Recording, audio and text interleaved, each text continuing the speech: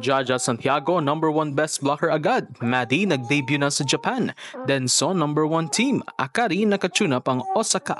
Pero again, kaviyad subscribe notification bell para update kayo dito sa ating channel. Hindi pinapalampas si Pinay Pride Jaja Santiago Minoa ang lahat ng pagkakataon dahil unang salvo pa lang siya na agad ang number 1 best blocker sa Japan V-League. Sa recent stats ng V-League, walang kayang duplicate sa stats si Jaja, tallying 1.14 blocks per set. Hindi kayang tumapat ng second sa kanya dahil nakakuha lamang ng 0.69 average blocks per set ang second best blocker na si Aya Hosunuma.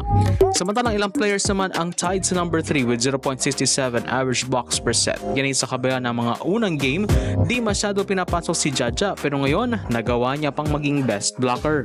Di malayong madepensahan ni Jaja ang kanyang best blocker award sa V-League. Sa nakaraang stats, number 2 rin si Jaja na attacker, tallying 60.9 efficiency, just 1.4 behind the league leader Brazilian import Rosa Maria of Denso.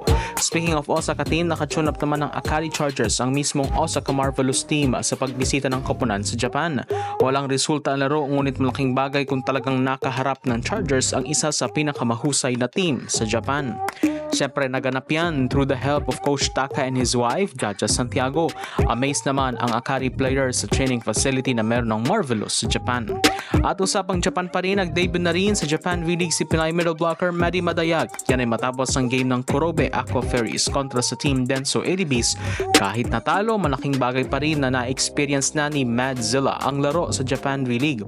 Nitong linggo lamang siya ay nakasama sa team kaya naman di mo na siya gaano pinapasok at ginagamit upang mapagbasdad mo ng aksyon sa V-League.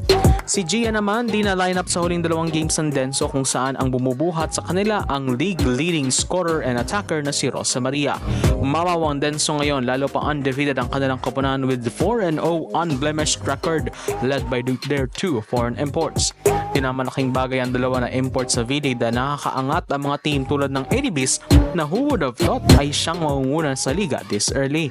But still, we're hoping na makalaro pa rin ang ating mga kababayan na sila Gia at Maddie upang sulit naman ang kanilang pagpirma ng kontrata sa Japan League.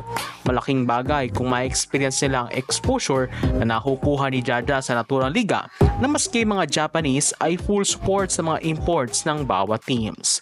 So Ron, for support this channel, please subscribe notification bell para update kayo dito sa ating channel.